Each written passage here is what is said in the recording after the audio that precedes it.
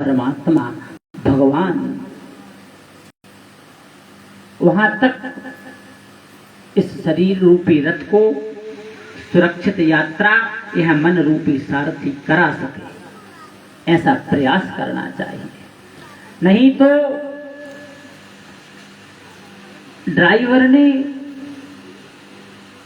इस रथ को यदि कहीं भटकाओं का राजा कहा गया है कि एकादशी से बढ़कर कोई व्रत नहीं है। विष्णु एकादशी गंगा, भगवान विष्णु का पूजन, गंगा जी का सेवन, एकादशी का व्रत, तुलसी जी की पूजन, यह संसार में मोक्ष देने वाले हैं। एकादशी का व्रत यदि कोई करता है तो मोक्ष की प्राप्ति होती है। कोई गंगा जल का पान नित्य करे तो गंगा जी भी मोक्षदात्री हैं। विष्णु एकादशी गंगा और तुलसी मोक्षदायिनी। तुलसी जी की महिमा साधारण नहीं है। तुलसी जी का सेवन जो करता है नित्य प्रति, ऐसा शास्त्रों में वर्णन आया है कि यदि कोई तुलसी जी की छाया में शरीर का परित्याग कर दे या जीव के शरीर छोड़ते समय तुलसी जल और गंगा जल उसके मुंह में डाल दिया जाए, तुलसी दल गंगा जल, यदि जो शरीर छोड़ रहा है कोई, ऐसा नहीं कि मनुष्य ही, कोई यदि जीव, आपकी गाय, आपकी भैंस, यदि यह भी शरीर छोड़ रहे हैं और इनके मुंह में भी यदि गंगा जल डाल दिया जाए तुलसी दल के साथ, तो इनको लेने फिर यमदूत नहीं आते, फिर भगवान के पार्षद इनको लेने आएंगे। ऐसा प्रभाव है तुलसी जी का गंगा जल का। और भगवान विष्णु का पूजन, यह संसार में मोक्ष देने वाले साधन हैं। इसलिए नित्य प्रति माताओं को तुलसी का पूजन करना चाहिए, सौभाग्यवती स्त्रियों को भी और जो माताएं सौभाग्य से रहित हैं उनको भी। तुलसी जी के पूजन का अधिकार सभी को है। विशेष रूप से तुलसी का पूजन नित्य प्रति करना चाहिए। यदि कोई काम नहीं कर पा रहे तो इतना काम जरूर करें कि एक लोटा जल माता तुलसी में चढ़ाएं, तुलसी माता की परिक्रमा कर लें, प्रणाम कर लें, बस इतना नित्य प्रति होना चाहिए।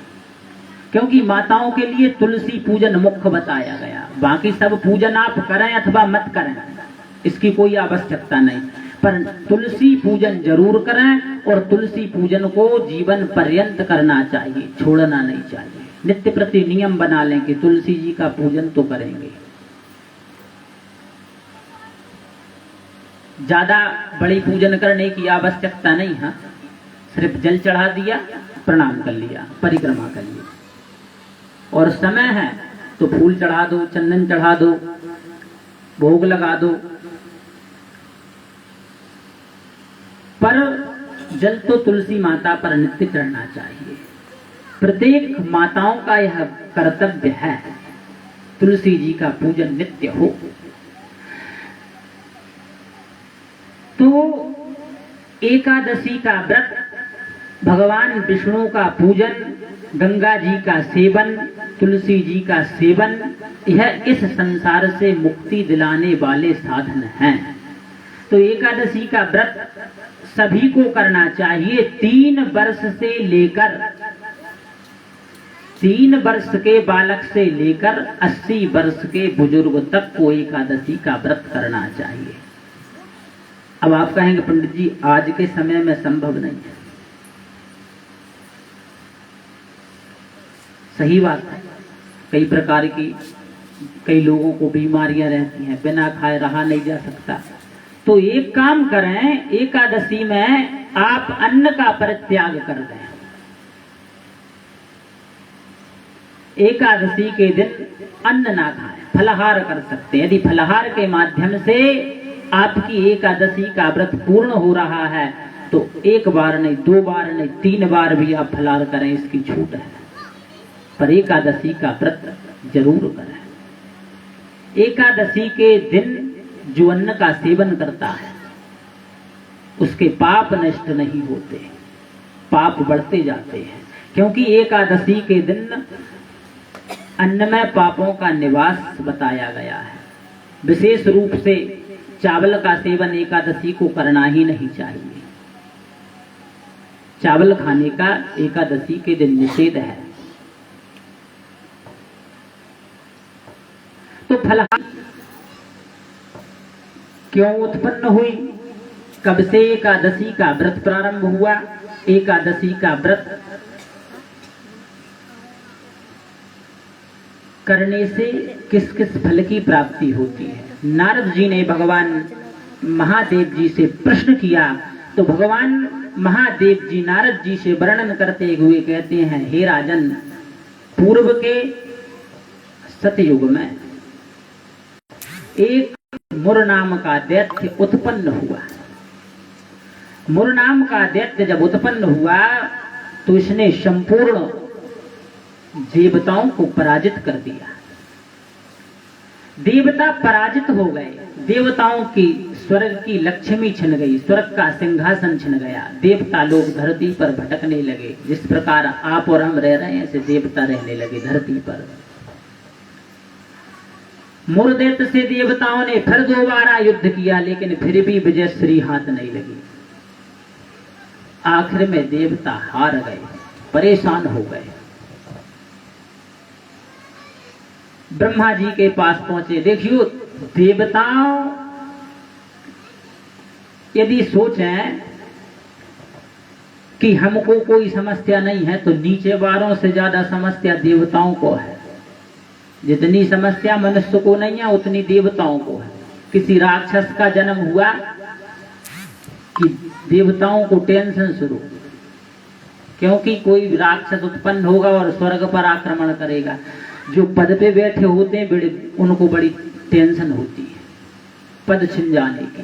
कोई भी यदि ऊंचे पद पे बैठा हो तो देखने में तो आपको और हमको ऐसा लगेगा कि ये बड़ा सुखी है, लेकिन उसके मन से पूछो, उसके मन में यही खटका लगा है कि ना जाने जी पद कब छूट जाए, ना जाने जी पद कब छूट जाए।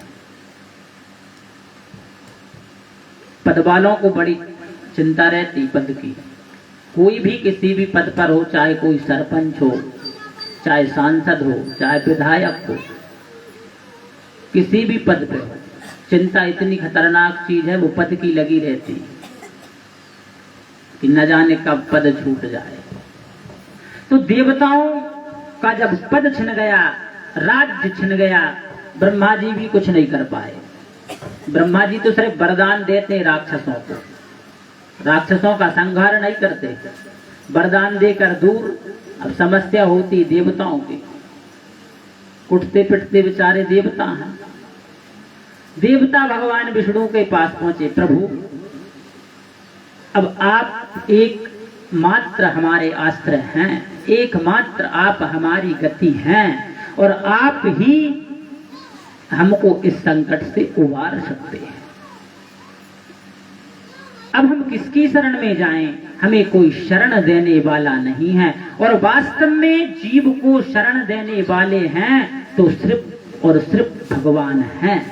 भगवान के अलावा कोई जीव को अभय प्रदान नहीं कर सकता। संसार में यदि आप सोचें कि हमारे पिताजी हमको अभय प्रदान कर देंगे तो संभव नहीं है, माताजी अभय प्रदान कर देंगी तो संभव नहीं है, दादाजी अभय प्रदान कर देंगे तो संभव नहीं है। संसार में ऐसा कोई नहीं कि जो जीव को बचा ले, कोई बचाने वाला नहीं। सिर्फ परमात्मा एक आश्रय है, भगवान मात्र एक आश्रय है जो जीव को बचा सकते हैं। इसलिए जीवन में यदि कभी परेशानी आए, कोई दुख आए, कोई तकलीफ आए, तो परमात्मा का आश्रय लो, भगवान का आश्रय लो। माता कुंती के जीवन में जब जब दुख की घड़ी आई, तब तब माता कुंती ने कन्हैया का सहारा लिया, और तो और अपनी पुत्र वधू द्रौपदी से भी कहा कि बेटी तेरे जीवन में यदि कभी दुख आए तो संसार के लोगों को मत बुलाना, संसार के लोगों से उम्मीद मत रखना, यहाँ तक कि तेरे जो 5 पति हैं इनको भी मत पुकारना।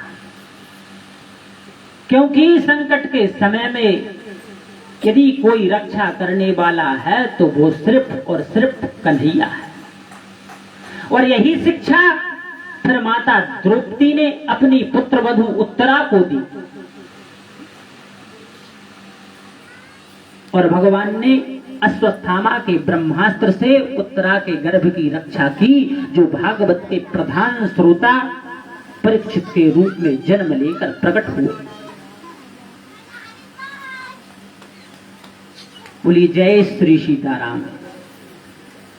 तो जीवन में जब भी कोई कष्ट का समय आए, कोई दुख की घड़ी आए, तो भगवान के चरणों का आश्रय ले। वह दुख उस प्रकार आपके जीवन से निकल जाएगा जिस प्रकार से आप गाय के खुर से बने हुए गड्ढे को पार कर जाते हैं। और भगवान का आश्रय लेंगे तो कितने से बड़े से बड़ा दुख क्यों ना हो, यदि आपको तलवार लगने वाली है तो सुई ही लगकर काम हो जाएगा। यदि तलवार लगने वाली है तो सुई लगकर ही काम हो जाएगा, तलवार नहीं लगेगी। भगवान के चरणों का आश्रय लेने से जीव निर्भय हो जाता है। भगवान कहते हैं कि यदि कोई जीव जीवन में एक बार आकर अपने मुख से यह कह दे कि हे प्रभु मैं आपका हूं, मेरी रक्षा करें, मैं आपकी शरण में हूं, तो भगवान कहते हैं कि मैं उसकी जीवन भर की रक्षा करने का दायित्व तो मेरे ऊपर है। फिर उस जीव को कोई भय नहीं रह सकता। बोले सकर्दृदेव प्रपन्नाय तवास्मीति याचते अभयं सर्वभूतेभ्यो ददाम्येतद्व्रतं मम। सकर्देव प्रपन्नाय तवास्मीति याचते अभयं सर्वभूतेभ्यो ददाम्येतद्व्रतं मम। भगवान ने कहा यह मेरा व्रत है कि कोई एक बार सच्चे मन से निष्कपट हृदय से छल को त्याग के एक बार कह दे, बार बार कहने की आवश्यकता नहीं है। ऐसे तो हम रोज कह रहे हैं सुबह शाम की तन मन धन सब कुछ है तेरा, लेकिन वास्तव में विचार करो कभी भगवान को दिया हमने? कह सब रहे हैं तन मन धन प्रभु सब कुछ है यह तेरा, लेकिन क्या ही भर रहे हैं? बस मन में तो ये चल रहा है कि प्रभु पड़ोसी का भी है मेरा। ऐसा नहीं, निष्कपट भाव से एक बार यदि हम भगवान की शरण हो जाएं तो उसी क्षण उसी समय उसी घड़ी यह जीव निर्भय हो जाता है। किसी प्रकार का भय रह सकता नहीं, क्योंकि भगवान के डर से खुद डर को डर लगता है। लिखा श्री तुलसीदास जी महाराज ने कि जाके डरो अति काल डराई, जो सुर या सो से काल डरता है और इतना डरता है कि अति काल भी भगवान के डर से डरता है। तो जब जिस काल से हम डर रहे हैं वो काल भगवान से डर रहा है, तो जब हम भगवान के चरणों का आश्रय लेंगे, भगवान की शरण में चले जाएंगे, तो फिर वह काल आपको भयभीत नहीं कर सकता। फिर आपसे काल को डरने की आवश्यकता नहीं है। लेकिन कब? जब भगवान के चरणों का आश्रय लें तब। तो देवताओं ने भगवान के चरणों का आश्रय ले लिया। अब देवताओं ने कहा प्रभु हमने बहुत दुख झेल लिए, अब हमारी सामर्थ्य नहीं है कि हम और दुखों को सहन कर सकें। हमने बहुत भटक लिया, संसार में हमारे दुखों का निवारण आपके अलावा कोई दूसरा नहीं कर सकता। भगवान ने कहा देवताओं, अब आपको पक्का विश्वास हो गया। देवताओं ने कहा बिल्कुल पक्का हो गया।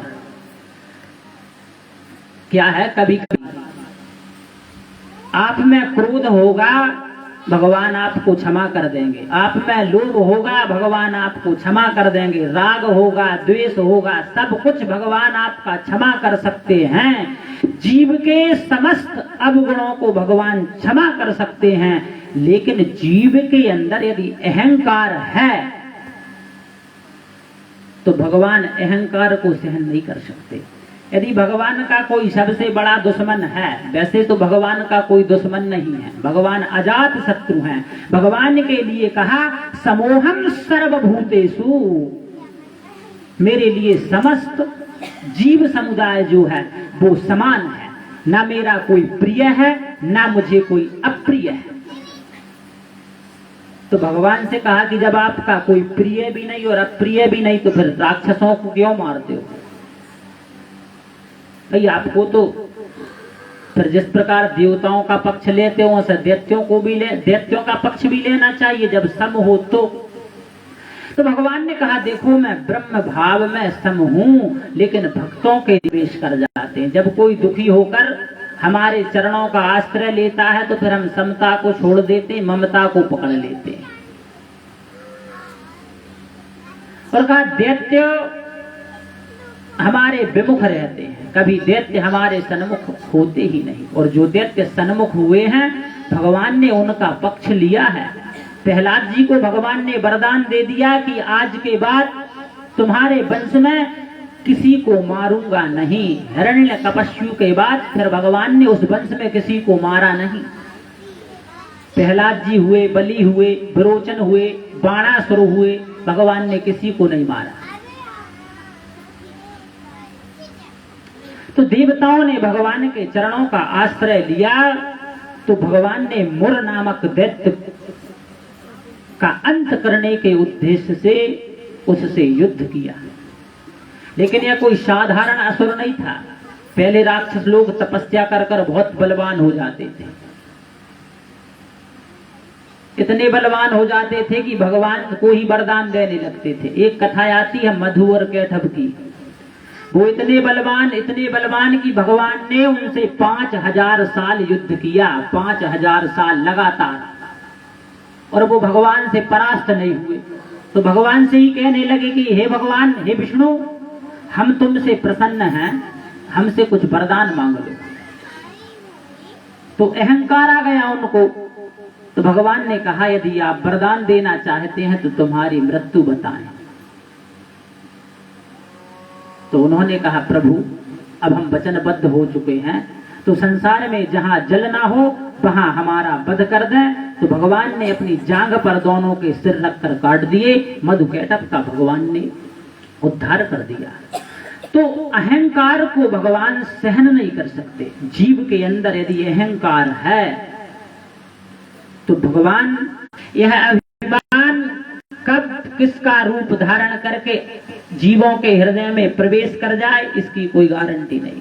किसी को परिवार का अभिमान कि मैं बड़े परिवार वाला हूं, किसी को अपने रूप का अभिमान है, मुझसे अधिक कोई सुंदर नहीं है, किसी को अपनी विद्या का अभिमान, मुझसे ज्यादा कोई जानने वाला नहीं, किसी को अपनी डिग्रियों का अभिमान, मुझसे ज्यादा कोई पढ़ा लिखा नहीं, किसी को अपने कार्य करने की दक्षता का अभिमान कि मुझसे अच्छी तरह से कोई कार्य कर सकता नहीं। यह किसी का भी रूप धारण कर सकता है अहंकार। तो भक्तों के हृदय में भी यदि अहंकार आएगा तो भगवान भक्तों के हृदय से भी अहंकार को दूर कर देते। नारद जी को अभिमान आया, नारद जी की कथा आप सब जानते हैं। नारद जी कितने परेशान हुए, बंदर बना दिए गए, लेकिन भगवान ने उनका अभिमान भी दूर कर दिया। भगवान का यदि कोई दुश्मन है तो सिर्फ अहंकार है। इसलिए जीवन में आपके और हमारे और जो अपना उद्धार चाहता है उन सभी जीवधारियों के अभिमान नहीं होना चाहिए, अभिमान से रहित हो। और जिस दिन अभिमान से रहित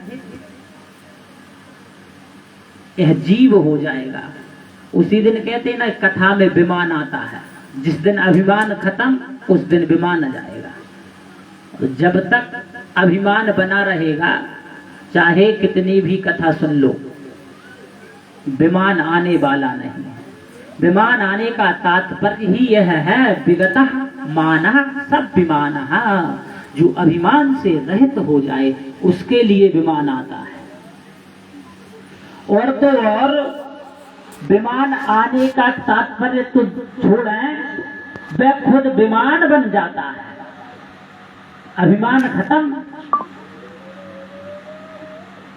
तो अभिमान नहीं होना चाहिए। कोशिश करनी चाहिए कि यह यदि कुछ चीज, किसी वस्तु का अभिमान है तो धीरे धीरे उसको निकालो। और आप कितना भी परिश्रम कर लें, अभिमान यदि हृदय से, आप अभिमान के शत्रु हैं, अभिमान को आप सहन नहीं कर सकते, तो मेरे हृदय में आप अपने अभिमान को बिठा दें। क्योंकि जो बड़े आदमी होते हैं उनके पास कई चीजें ऐसी रहती हैं जिसका वह उपयोग नहीं करते। जैसे यहाँ पे सब किसान लोग हैं, अब कई किसान, बड़े किसान जो रहते हैं, उनके पास 2-2, 3-3 सीडल हैं। अब उनमें एक सीडल ऐसी ही पड़ी है, और कोई छोटा किसान आ जाए कि भैया आपके पास 3-3 सीडल हैं और एक का तो उपयोग आप कर नहीं रहे, 2 ही का उपयोग कर रहे हैं, तो एक आप हमको दे दें तो हमारे खेत की जो है बोहनी हो जाएगी और हमारा काम भी हो जाएगा। तो इसी प्रकार सुतीक्ष्ण जी ने कहा, प्रभु आपके पास आपका अभिमान है, लेकिन आपके अभिमान का आप कभी उपयोग करते ही नहीं, तो वो तो वैसे ही पड़ा है। तो आपका अभिमान, आप मुझे, मेरा पतन हो जाएगा, लेकिन मेरे हृदय में आपका अभिमान आ गया तो फिर मेरा पतन नहीं होगा, मेरा उद्धार हो जाएगा। बोली राजा रामचंद्र भगवान की जय। तो यदि आपके अभिमान को आप छोड़ नहीं पा रहे हैं, लाख कोशिश करने के बाद भी, तो उस अभिमान को भगवान से जोड़ दें कि मेरे पास जो कुछ है वो मेरा नहीं है, वह भगवान का है। यदि मेरे पास जो धन है तो यह मेरा नहीं है, यह भगवान का है। मुझे यदि अच्छा शरीर मिला है तो यह भगवान का दिया हुआ है। मेरी पत्नी यदि अच्छी है तो यह भगवान की कृपा है। मेरे पुत्र अच्छे हैं तो यह भी भगवान की कृपा है। मुझे परिवार अच्छा मिला है तो यह भी भगवान की कृपा है। ऐसा मान लें तो फिर यह अभिमान दुख नहीं देगा। यह अभिमान भी मुक्ति का साधन बन जाएगा। यदि अभिमान को भगवान से जोड़ दिया तो वह अभिमान भी मुक्ति का कारण बन जाएगा, वह पतन का कारण नहीं बनेगा। और संसार का अभिमान किया, संसार वासियों का अभिमान रखा, तो यह पतन का कारण बन जाएगा, कल्याण का कारण नहीं बनेगा। तो या तो अभिमान को खत्म कर दो, और अभिमान आपके प्रयास से आपका खत्म नहीं हो रहा तो इसे भगवान से जोड़ दो, उद्धार हो जाएगा। लेकिन जोड़ जरूर दो भगवान से। यदि भगवान से अभिमान को नहीं जोड़ा तो यह पतन करा देगा। तो देवताओं ने कहा, प्रभु हम तो आपके चरणारविंद का आश्रय लिए हुए हैं और आपके बिना हमारी कोई गति नहीं है। भगवान द्रवित हुए। देखो भगवान का स्वभाव है कि भगवान बड़े दयालु हैं, इतने दयालु हैं, इतने दयालु हैं कि भगवान की दयालुता का वर्णन किया जा सकता नहीं, इतने दयालु हैं। इसलिए भगवान का नाम है दीन बंधु।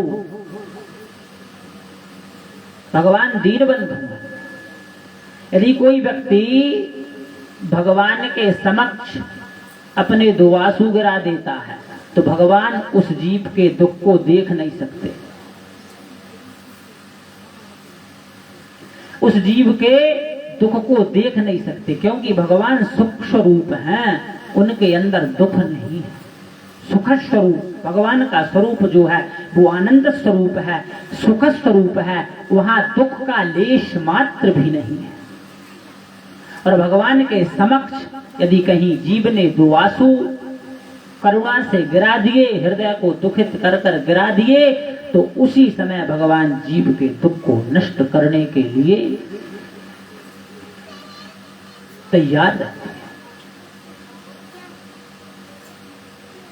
माता द्रौपदी की जब दुशासन के द्वारा वस्त्रों का हरण किया जा रहा था, उस समय माता द्रौपदी ने जब द्रवित होकर भगवान को पुकारा तो भगवान को आने में विलंब नहीं हुआ। उसी समय, उसी क्षण माता द्रौपदी की रक्षा हुई और भगवान ने वस्त्र का अवतार धारण कर लिया। भगवान ने वहां पर वस्त्र का अवतार धारण किया, इतनी बड़ी साड़ी के रूप में परिणत हो गए कि जिस दुशासन की भुजाओं में 10,000 हाथियों का बल था, उस दुशासन की भुजाएं साड़ी खींचते खींचते खींचते थक गईं।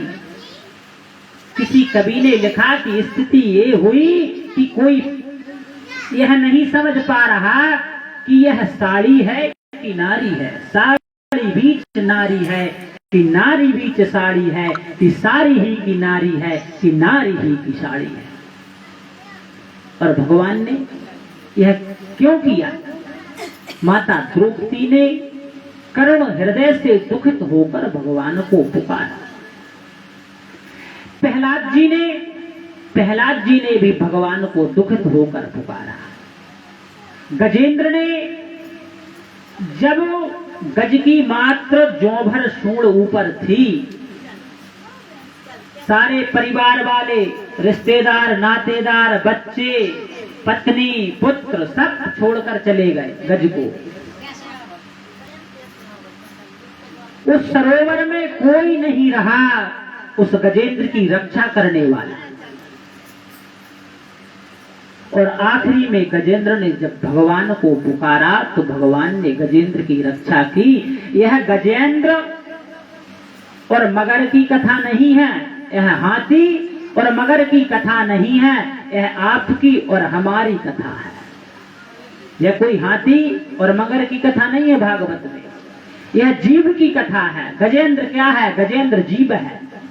जैसे आप और हम सब हैं, हम ही गजेंद्र हैं। यह संसार का काल ही मगर है और यह मगर सबका पैर पकड़े हुए है। ऐसा कोई नहीं कि जो काल के गाल में ना बैठा हो। जिस प्रकार मेरी गति है, आप ही मेरी रक्षा करने वाले हैं। और भगवान ने वहां पर प्रकट होकर गजेंद्र को जो है ग्राह के मुख से मुक्त कर दिया, अर्थात काल के गाल से मुक्त कर दिया। तो भगवान जीव के आंसुओं को देखते हैं। दो आंसू यदि हमने भगवान के लिए गिरा दिए तो भगवान उन दो आंसुओं से द्रवित हो जाते हैं। देवताओं ने भगवान से प्रार्थना की, भगवान ने मुर नामक दैत्य से युद्ध किया, लेकिन यह मुर नामक दैत्य जो है बड़ा बलवान, भगवान इसको परास्त नहीं कर पाए। देखो भगवान की लीला है ये तो। वैसे तो भगवान संसार में क्षण मात्र में अनंत ब्रह्मांडों की रचना कर सकते हैं और अनंत ब्रह्मांडों का संहार कर सकते हैं। भगवान के लिए लिखा कि भ्रकुटी बिलासो सृष्टि लय होहि, सपने हो संकट परई की सोई, लव निमेष महु भुवन निकाया, रचई जासु अनुशासन माया।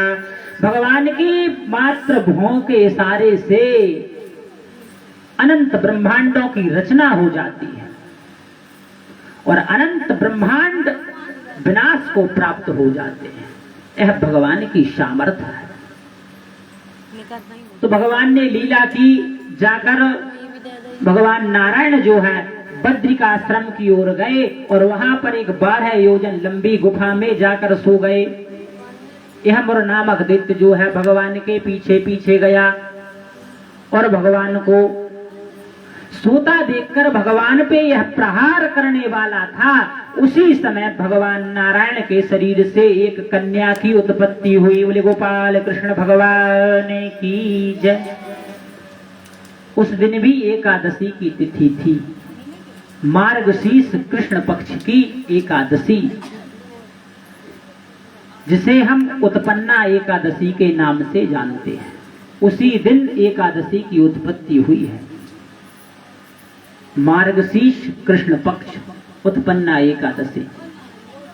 कातक के बाद जो अघन का महीना आता है, अघन के कृष्ण पक्ष की इंधेरे पाक की 11 के दिन यह उत्पन्ना कहलाती है।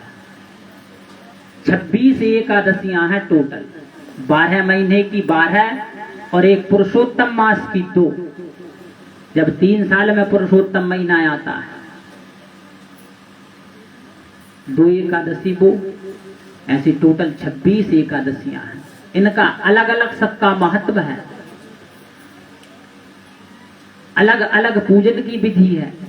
किस एकादशी में किस प्रकार से पूजन करना चाहिए, किस प्रकार से व्रत करना चाहिए, फलाहार में क्या वस्तु लें, सबका अलग अलग विधान है। तो एक कन्या की उत्पत्ति हुई और इस कन्या ने मात्र हुंकार मात्र से युद्ध नहीं किया, सिर्फ हुंकार मात्र, गुस्से में हुंकार किया और यह मुर नामक दैत्य जो है जलकर भस्म हो गया। बोले गोपाल कृष्ण भगवान की जय। मुर नामक दैत्य जब मृत्यु को प्राप्त हुआ, भगवान नारायण ने अपने नेत्र खोले तो देखे कि सामने एक दिव्य 8 वर्षीय बालिका खड़ी हुई है, जिसकी कांति का वर्णन नहीं किया जा सकता। दिव्य कांति जिसके चेहरे से झलक रही है। भगवान नारायण ने पूछा, हे देवी तुम्हारा नाम क्या है? उस बालिका ने कहा, प्रभु मैं आपके शरीर से उत्पन्न हुई हूं और आज एकादशी तिथि है, इसलिए मेरा नाम भी एकादशी होगा। भगवान ने कहा, हे देवी तुम संसार में एकादशी के नाम से प्रसिद्ध हो, यह मैं तुम्हें वरदान देता हूं। और जो मनुष्य एकादशी के दिन तुम्हारे व्रत का आचरण करेंगे, अर्थात एकादशी का व्रत करेंगे, उनके समस्त पाप नष्ट हो जाएंगे, वह निष्पाप हो जाएंगे। फिर उनको लेने के लिए यम के दूत नहीं आएंगे। जब वह शरीर छोड़ेंगे तो उनको लेने के लिए मैं अपने पार्षदों को भेजूंगा। मेरे यहां से दिव्य विमान उस मनुष्य को लेने के लिए आएंगे जो एकादशी का व्रत करेगा। एकादशी के नियम वैसे तो कुछ कठिन हैं, लेकिन जैसे आपसे सद सकें, जैसे आपके शरीर से जितने नियम सद सकें, उतने नियम लेकर आप एकादशी का व्रत कर सकते हैं। वैसे तो एकादशी का नियम यह है कि 10वीं की रात्रि में कुछ भी भोजन ना किया जाए, चावल विशेष रूप से वर्जित है। फिर एकादशी के दिन निर्जल व्रत किया जाए। फिर दूसरे दिन जब द्वादशी लग जाए तो स्नान करें प्रातःकाल और भगवान का पूजन करें। इसके बाद द्वादशी पूरी ना निकल पाए और पारण हो जाए व्रत का, तो इतना यदि संभव नहीं हो पा रहा, ऐसा यदि आप नहीं कर पा रहे, तो सिर्फ एकादशी के दिन ही व्रत करें। और सबसे बड़ा नियम तो एक ही है, बस ज्यादा कुछ नियम आपसे नहीं बन रहा है तो अन्न मत खाओ, उस दिन अन्न का परित्याग कर दो। बस फलाहार ले लो, दूध ले लो, आलू की सब्जी बना लो, लौकी की सब्जी बना लो। साग में दोष नहीं है, किसी भी प्रकार का साग आप एकादशी में ले सकते हैं। कंद मूल फल जिस भी, तो एकादशी के दिन सेवन नहीं करना चाहिए। एकादशी के दिन अन्न के सेवन से बचना चाहिए, अन्न नहीं खाना चाहिए। कोई यदि रोगी है विशेष, तो उसके लिए इतनी व्यवस्था जरूर है कि वह पूरे दिन बिना अन्न के नहीं रह सक रहा, तो शाम की टाइम कुछ थोड़ा ले सकता है, पर एक टाइम तो एकादशी को व्रत करे ही करे किसी भी स्थिति में। भाई इतना आप कर सकते हैं कि शाम की टाइम अन्न ले ले, यदि नहीं सद रहा तो, लेकिन ये नियम नहीं है। ये तो अति मजबूरी में, जब अति समस्या है जब आपको कि आप रह ही नहीं सक रहे एकादशी का व्रत, तब। और वैसे बन रहा है तो अच्छी एकादशी नहीं रहना चाहिए ग्रस्तों को, ऐसा नहीं है। दोनों एकादशियों को रहना चाहिए। और आप किसी भी संप्रदाय में दीक्षित हो, यदि कोई देखने को मिलता कोई, तो ऐसा नहीं कि एकादशी का व्रत भगवान शंकर की उपासना जो करता है उसे नहीं करना चाहिए, जो देवी जी की उपासना करता है उसे एकादशी का व्रत नहीं करना चाहिए, जो गणेश जी की पूजा करता है उसे एकादशी का व्रत नहीं करना चाहिए। ऐसा कहीं नहीं लिखा। आप किसी भी देवता का पूजन करते हो, इसमें आपकी स्वतंत्रता है, चाहे आप गणेश जी को पूजो चाहे, लेकिन एकादशी व्रत तो करना चाहिए। ये नहीं कि हम शंकर जी की पूजन करते हैं तो एकादशी व्रत शंकर जी का है ही नहीं, वो तो विष्णु भगवान का है।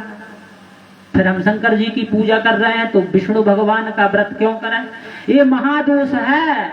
यदि कोई भगवान विष्णु और शंकर जी में भेद करता है तो ये मान लेना चाहिए कि डायरेक्ट नरक में जाएगा, सीधा, कोई रास्ता नहीं, सीधा नरक में जाएगा। यदि कोई भगवान विष्णु और भगवान शंकर में द्रोह करता है, भेद करता है तो, और किसी की बातों में भी नहीं आना चाहिए। कई लोग ऐसे मिले कि हमने कई घर पर देखा कि शंकर जी तुलसी में धरे हैं। पूछने पर पता चला कि पंडित जी, एक बार हम प्रवचन सुनने गए थे तो एक पंडित जी बहुत अच्छी कथा कह रहे थे और उन्होंने कहा कि शंकर जी घर में नहीं होना चाहिए। अरे शंकर जी घर में क्यों नहीं होना चाहिए? शंकर जी से क्या परेशानी है? यह घर किसका है? विचार करें। यह भगवान का तो दिया हुआ है कि आपका घर है। अरे जब आप शरीर छोड़ देंगे तो इस घर में आपके बच्चे आपको ही नहीं रहने देंगे। जल्दी करो, देर हो रही है, सामना हो जाए, घड़ी देखेंगे, जितने भी रिश्तेदार रहेंगे टाइम देखेंगे बार बार कि ज्यादा समय हो रहा है, देर मत करो, इनको निकालो जल्दी, हमको जाकर मकान दुकान इत्यादि देखना है।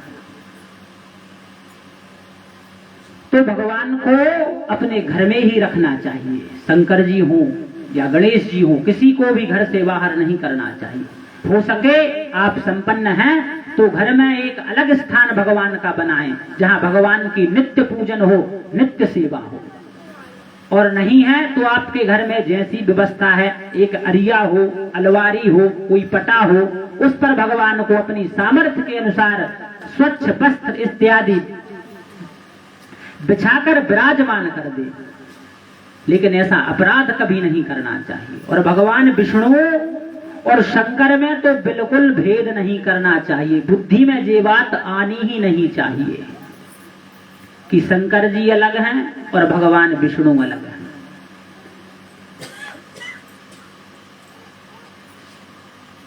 क्योंकि भागवत में कहा, परमहंस सुखदेव जी महाराज वर्णन करते हुए कहते हैं कि भगवान शंकर जी से बड़ा कोई वैष्णव है नहीं, हो सकता नहीं और भविष्य में कभी होने वाला नहीं।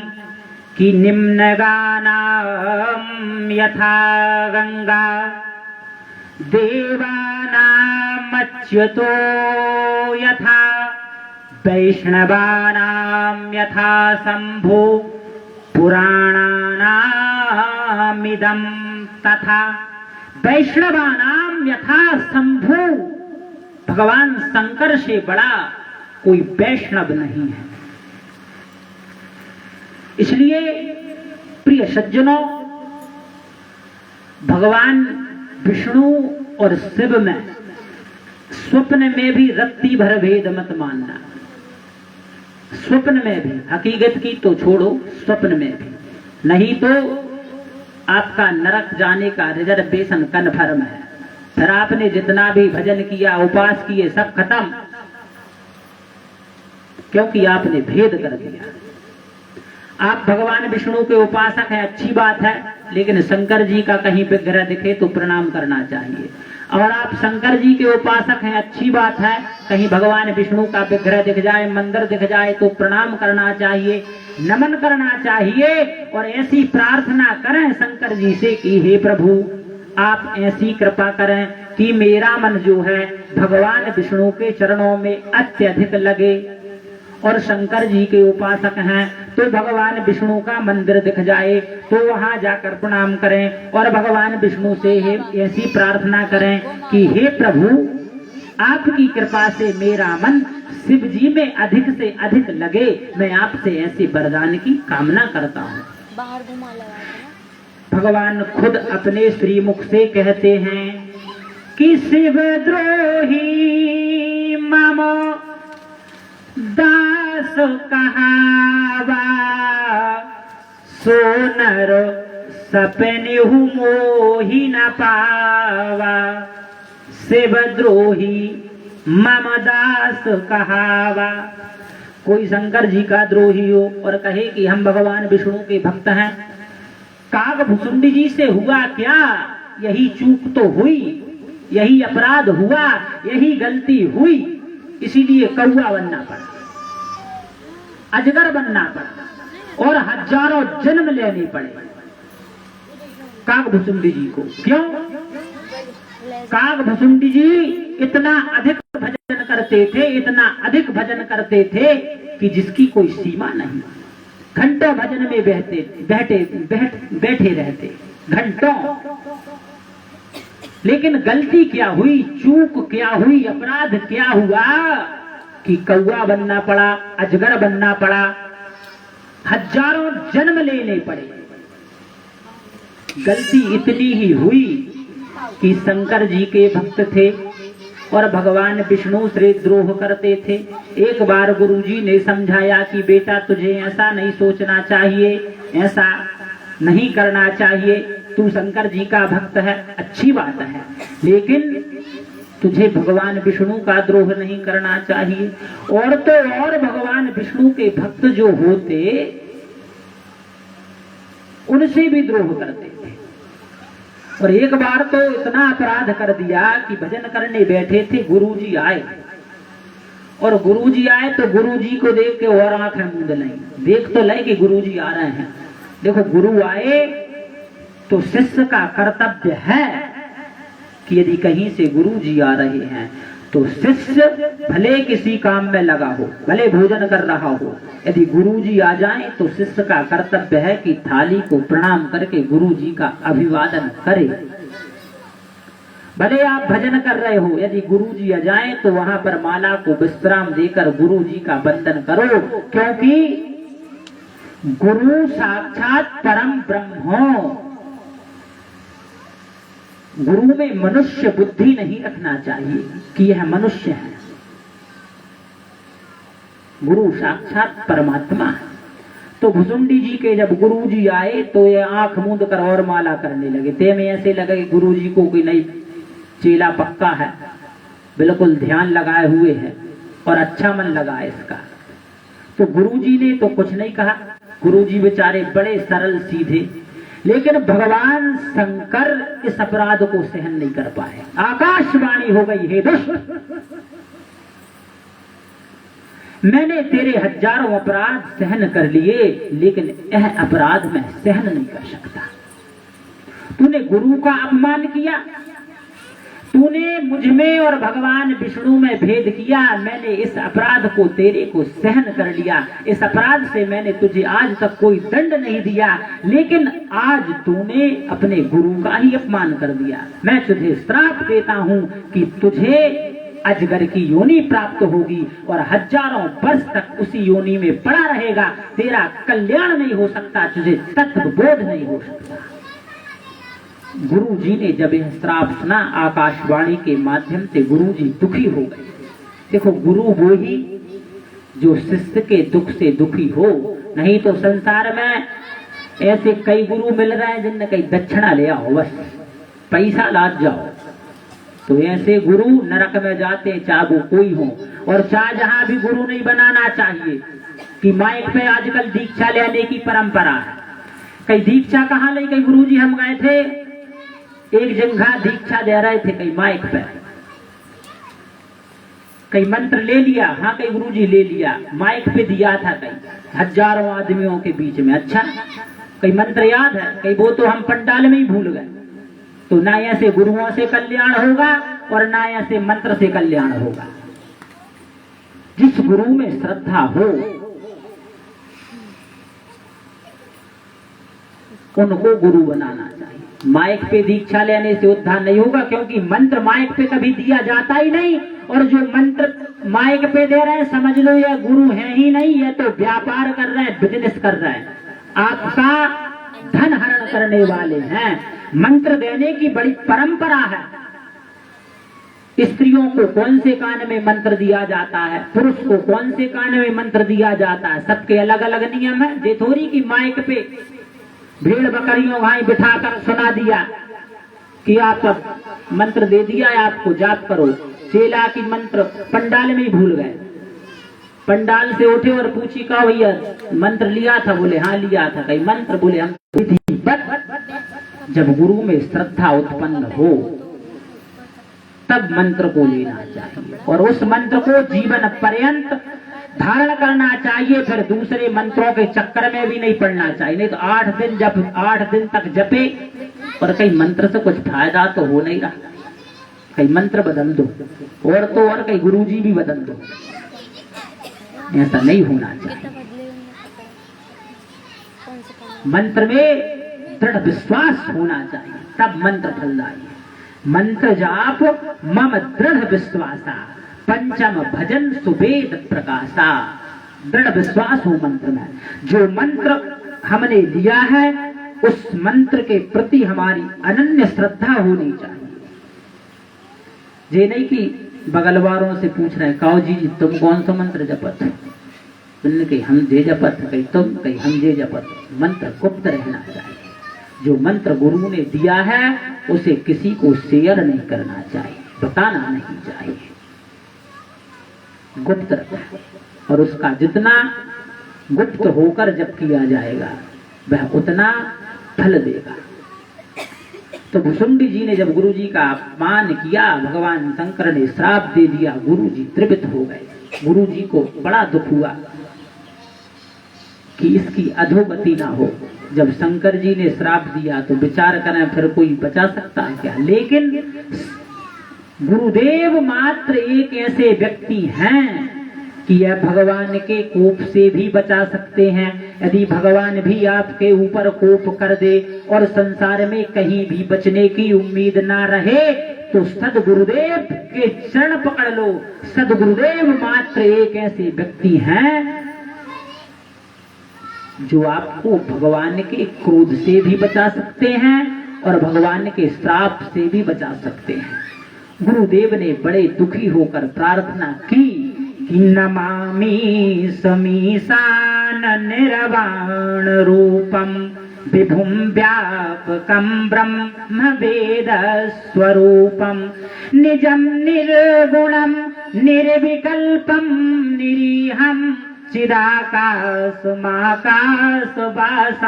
भजेहम निराकार ओंकार मूलम तुरीयम गिराज्ञान गोतीतमीशं गिरीशं करालं महाकाल कालं कृपालं गुणागार संसार पारम न तो हम।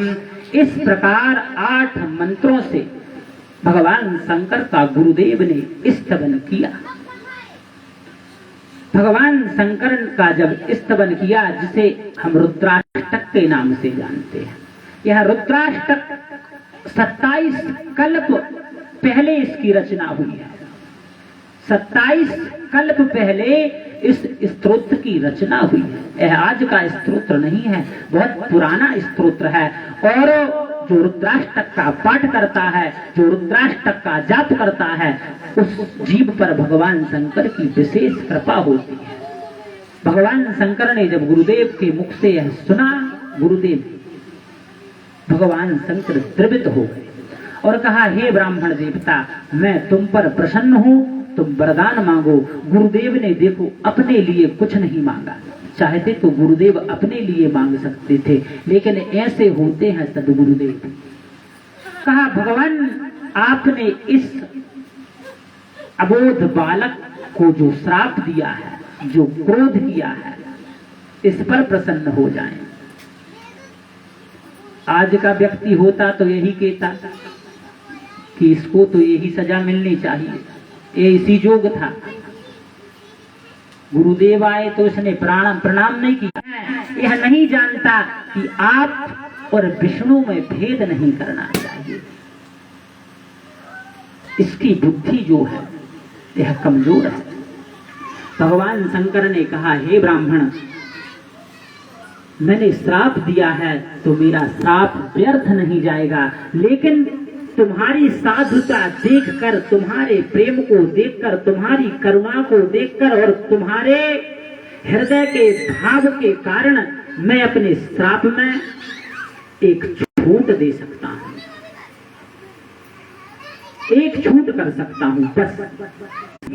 तभी तो हम कहते हैं कि हमारे दादाजी कहीं बोल नहीं रहे 2 दिन से, तो समझ लो दादाजी को तकलीफ शुरू हो गई बिच्छुओं को काटने की, इसलिए उस तकलीफ के कारण बोलते नहीं बनता, मूर्छित अवस्था में चला जाता है जीव,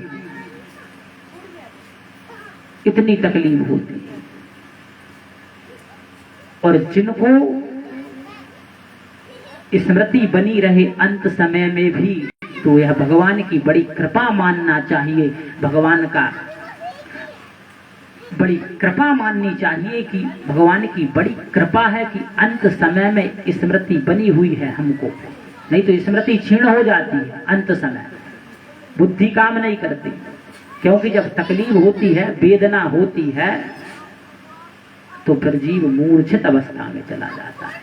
तो भगवान शंकर ने कहा कि जन्मते समय और मरते समय जो दुख होता है, वह दुख इसे नहीं व्यापेगा, इसको उस दुख का आभास नहीं होगा, यह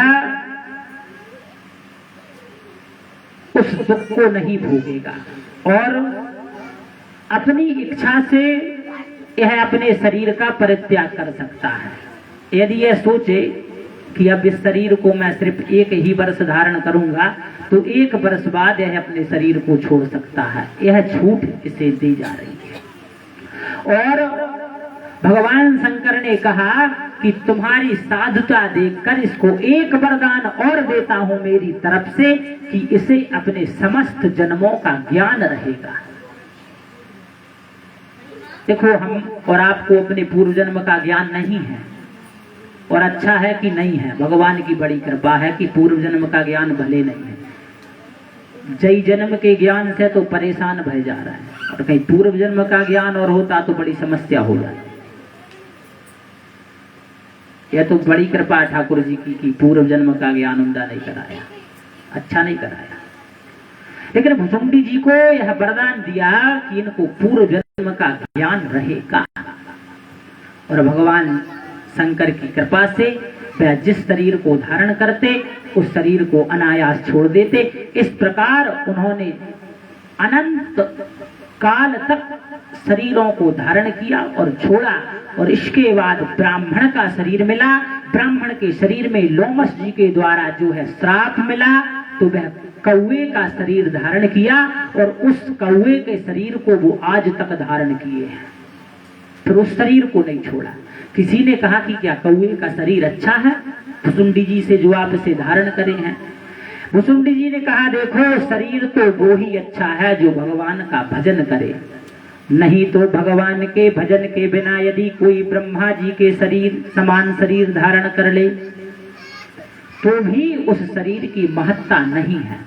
महत्ता तो उसी शरीर की है जिस शरीर से भगवान का भजन हो, और जिस शरीर से भगवान का भजन ना हुआ और जिस शरीर से भगवान का भजन नहीं हो रहा, समझ लेना चाहिए यह शरीर जरूर है लेकिन हम श्वास लेते हुए मुर्दे हैं, मरे हुए हैं।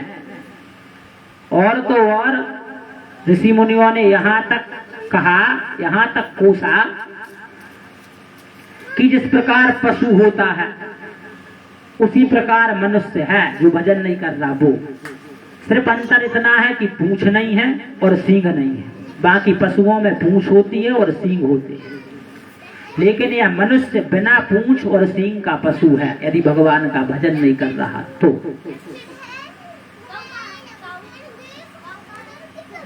तो भुसुंडी जी ने फिर जो काग शरीर धारण किया उसी में आज भी वे नीलांचल पर्वत पर विराजमान रहते हैं, और नीलांचल पर्वत पे जो है नित्य प्रति भगवान का भजन करते रहते हैं।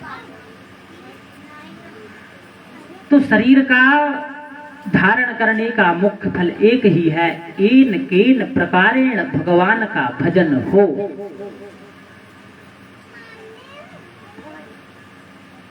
शरीर दो ही पूजनीय है, शरीर वही उत्तम है जिससे भगवान का भजन हो सके, नहीं तो शरीर का कोई महत्व नहीं यदि भजन ना हो तो शरीर से भगवान का भजन करना चाहिए। यह मनुष्य शरीर मिला है, इससे एकादशी का व्रत करना चाहिए। भागवत में वर्णन आया, महर्षि राजर्षि अम्बरीश जो हैं भगवान के अनन्य भक्त हैं, भगवान के अनन्य भक्त, और इन्होंने व्रत ले रखा है एकादशी करने का। एकादशी का व्रत नित्य निरंतर करते हैं, भगवान का पूजन करते हैं, भगवान का अर्चन करते हैं, और इतने विशिष्ट भक्त हैं, इतने बड़े भक्त हैं कि हाथ से यदि कोई कार्य करेंगे, मंदिर जाते हैं तो राजा होकर भी भगवान के मंदिर में झाड़ू अपने हाथ से लगाते हैं। ये नहीं कि नौकर को साथ में लेके जाए कि चलो भाई झाड़ू उठाओ, भगवान के मंदिर में हम दर्शन करने जा रहे हैं, तुम वहां पर झाड़ू लगाना। राजा हैं और साधारण राजा नहीं हैं, इस सत्यदीपवती पृथ्वी के,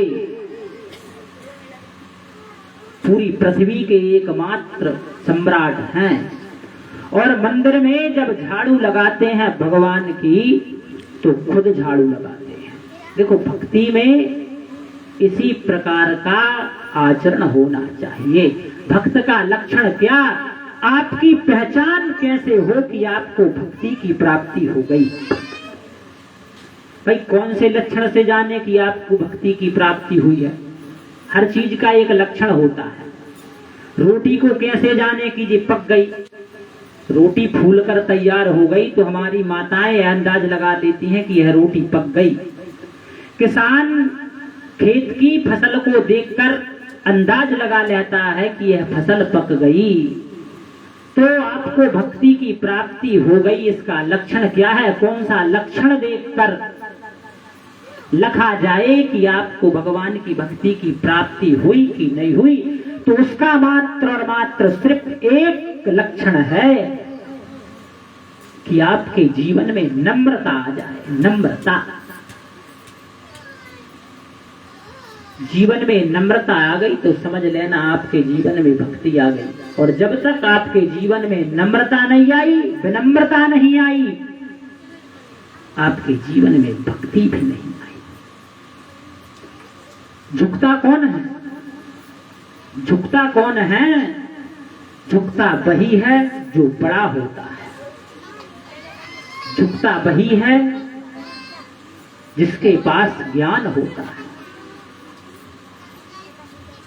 नमन्ति गुणिनो वृक्षा नमन्ति फलिनो वृक्षः नमन्ति गुणिनो जनः मूर्खश्च शुष्क वृक्षश्च ना नमन्ति कदाचन। जो गुणवान होगा वो ही झुकेगा। वृक्ष कौन सा झुकता है? जिस वृक्ष में फल लग जाते हैं वह वृक्ष अपने आप झुक जाता है, नीचा हो जाता है, क्योंकि उसमें फल लग गए।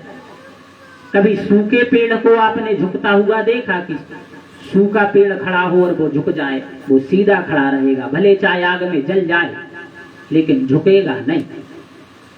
तो झुकेगा कौन? जिसमें गुण होगा, जो गुणी होगा वह झुकेगा। और मूर्ख और सूखे पेड़ जीवन में नहीं झुक सकते। मूर्ख को झुकाने की कोशिश करना कभी। मूर्ख कहेगा भले चाहे सिर फूट जाए, पर झुकूंगा नहीं। पर भगवान ऐसे हैं कि बड़े से बड़े मूर्खों को झुका देते हैं। भीम नहीं झुक रहे थे महाभारत में। नारायण अस्त्र का प्रयोग किया अश्वत्थामा ने और भीम ने कहा हम नहीं झुकेंगे। भगवान ने कहा मान जाओ भैया, नहीं तो मृत्यु हो जाएगी। और आखिरी में झुकना पड़ा। और जो झुकता है वह कभी नीचे नहीं गिरता, उसकी उन्नति होती है, वह नित्य प्रति उन्नति करता जाएगा। इसलिए जीवन में झुकना चाहिए, झुककर बड़ों का सम्मान करना चाहिए। तो इतने नम्र हैं रंतिदेव महाराज कि भगवान के मंदिर में अपने हाथों से झाड़ू लगाते हैं। हजारों सेवक हैं इनके पास, किसी को भी आदेश दे सकते हैं कि ऐसा काम करो, वो कार्य करने में देर नहीं लगेगी, तुरंत काम हो जाएगा। भगवान के लिए फूल अपने हाथों से तोड़ते हैं, तुलसी अपने हाथों से चयन करते हैं, दूर्वा खुद भगवान की पूजा के लिए स्वयं लाते हैं। क्योंकि भगवान की सेवा जब हम कर रहे हैं तो यह हमारे ही हाथों से हो, ये प्रयास होना चाहिए। और एकादशी का व्रत करते हैं बड़े नियम के साथ और भगवान का पूजन करते हैं। एक वर्ष तक इसी प्रकार व्रत करने का नियम ले रखा है कि एक वर्ष तक इसी प्रकार एकादशी का व्रत करेंगे। एक दिन क्या होता है, दुर्वासा ऋषि उपस्थित हो जाते हैं।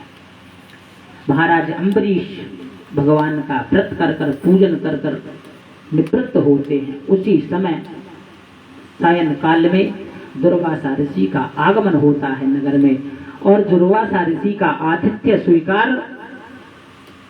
करने का निमंत्रण दे देते हैं महाराज अम्बरीश कि हे महर्षि, आपका आगमन हुआ, मेरे बड़े भाग्य, जो मैं आज व्रत का पारण करूंगा तो आप आपके आवश्यक कार्यों से निवृत्त हो जाए, संध्या वंदन इत्यादि जो कार्य है उससे फ्री हो और हम साथ में पारण करेंगे। दुर्वासा जी जो है संध्या वंदन इत्यादि करने के लिए चले जाते हैं। इधर अम्बरीश जी देखते हैं कि द्वादशी निकली जा रही है, क्योंकि द्वादशी में पारण हो जाना चाहिए। अब द्वादशी निकल जाएगी तो मेरे व्रत में जो मैंने नियम ले रखा है उसमें त्रुटि हो जाएगी। तो ब्राह्मणों से पूछा कि मैं धर्म संकट की स्थिति में हूँ, ब्राह्मण देवताओं अब इस समय मैं क्या करूं? मैंने एक अतिथि को निमंत्रण दे दिया है कि तुम्हारे साथ पारण करूंगा और वह अतिथि अभी तक आए नहीं है और मैं धर्म संकट की स्थिति में हूँ। अब मेरे व्रत का नियम भी ना टूटे और अतिथि का अपमान भी ना हो, इसका मुझे उपाय बताएं। ब्राह्मणों ने धर्मशास्त्र का चिंतन करते हुए निर्णय दिया कि हे महाराज, आप भगवान का चरणामृत ले लें। भगवान का चरणामृत लेने से आपके व्रत का पारण भी हो जाएगा और आपको पारण करने का दोष भी नहीं लगेगा। अर्थात आप जो धर्म संकट की स्थिति में हैं उस धर्म संकट की स्थिति से निवृत्त हो जाएंगे। आपका धर्म भी बचा रहेगा व्रत का और अतिथि का जो धर्म है उसकी भी पूर्ति हो जाएगी। ब्राह्मणों के आदेश से जब इस प्रकार उन्होंने व्रत का पारण किया और उसी समय दुर्वासा ऋषि आ गए। दुर्वासा ऋषि साक्षात क्रोध की प्रतिमूर्ति। जब देखा कि हमें निमंत्रण देकर, और इसने तो पहले ही पारण कर लिया, अपनी एक जटा निकाली, धरती पर पटक दी, वह कृत्या के रूप में परिणत हो गई और आज्ञा दी कि अम्बरीश को नगर सहित जलाकर भस्म कर दिया जाए। कृत्या राजर्षि अम्बरीश को जलाने के लिए बड़े वेग से आगे बढ़ी। भगवान नारायण ने अपने भक्त की सुरक्षा में सुदर्शन चक्र को नियुक्त कर दिया। सुदर्शन चक्र ने जब देखा कि कृत्या बड़े वेग से आ रही है, उतने ही वेग से सुदर्शन चक्र दुर्वासा जी की ओर बढ़ा और सर्वप्रथम जो है कृत्या को खंडन कर दिया। प्रयास नष्ट हो गया। अब दुर्वासा जी भगे अपने प्राण बचाने के चक्कर में। ब्रह्मा जी के पास पहुंचे। ब्रह्मा जी ने कहा, महाराज आप जल्दी से ब्रह्मलोक से निकल जाए, नहीं तो हमारा ब्रह्मलोक संकट में आ जाएगा। भगवान शंकर के पास पहुंचे। शंकर जी ने कहा, हे दुर्वासा जी, स्थानम मदीयम सहवेश्वमेतत् क्रीडावसाने दीपरार्ध संज्ञा। ब्रह्मा जी ने कहा, मैं क्या इस संपूर्ण भूमंडल पर और संपूर्ण 14 लोकों में किसी की सामर्थ्य नहीं कि भगवान के सुदर्शन चक्र से तुम्हारी रक्षा कर सके। ना शंकर जी बचा पाए, ना ब्रह्मा जी बचा पाए। ब्रह्मा जी ने तो यह कह दिया कि हम खुद डराते रहते हैं, या काल चक्र जो है साक्षात भगवान का काल स्वरूप है। जब द्विपरार्ध की आयु पूरी हो जाएगी तो हमारा शरीर भी पूरा हो जाएगा, हमारी सामर्थ्य नहीं है। शंकर जी ने भी अपनी असमर्थता जता दी।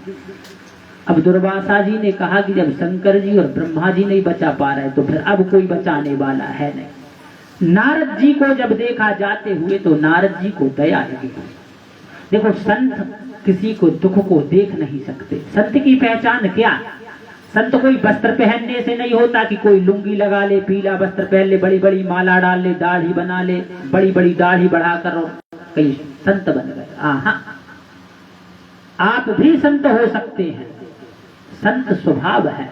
जो दूसरे का दुख देखकर दुखी हो जाए वो संत, और जो दूसरे का सुख देखकर दुखी हो जाए वो असंत। नारद जी ने कहा, यदि तुमको बचना है तो जिनका चक्र है उन्हीं की शरण में चल जाओ। दुर्वासा जी ने मार्ग में इतना सुना, भगवान नारायण के लोक वैकुंठ को चले गए। भगवान के चरणों में जाकर प्रणाम किया। भगवान से कहा, मेरी रक्षा करें प्रभु, यह आपका सुदर्शन चक्र मुझे नष्ट कर देगा। भगवान ने कहा, हे दुर्वासा जी, यदि आपने मेरा अपराध किया होता तो मैं आपको बचाता। आपने अपराध किसका किया है? आपने अपराध मेरे भक्त का किया है, तो मेरी सामर्थ्य भी नहीं है कि मैं आपको बचा सकूं, क्योंकि अहम भक्त पराधीन हयस्वतंत्र इव द्विजो साधुभिर्ग्रस्त हृदयो भक्तिर्भक्त जन प्रिय। बोले, भगवान ने कहा कि मैं अपने भक्तों के पराधीन हूं, मैं भी स्वतंत्र नहीं हूं, मैं भक्तों के पराधीन हूं, और उन्होंने मेरे हृदय को पराधीन कर रखा है। वो जैसा कहते हैं मुझे वैसा ही करना पड़ता है। मैं भक्तों के विरुद्ध नहीं जा सकता, ना भक्तों के विरुद्ध कुछ कर सकता। इसलिए यदि आपको बचना है तो आप नाभाग के पुत्र अम्बरीश की शरण में चले जाएं। दुर्वासा जी भागते भागते राजर्षि अम्बरीश के चरण में गिर गए। देखो, अब यहाँ पर ध्यान देने योग्य बात है कि दुर्वासा जी ब्राह्मण हैं और महर्षि अम्बरीश जो है, राजर्षि अम्बरीश, वो क्षत्रिय हैं। लेकिन एक ब्राह्मण को एक क्षत्रिय के चरणों में गिरना पड़ा। क्यों? क्योंकि यह भगवान की भक्ति का प्रभाव है। भगवान के भक्त से बड़ा कोई हो सकता नहीं।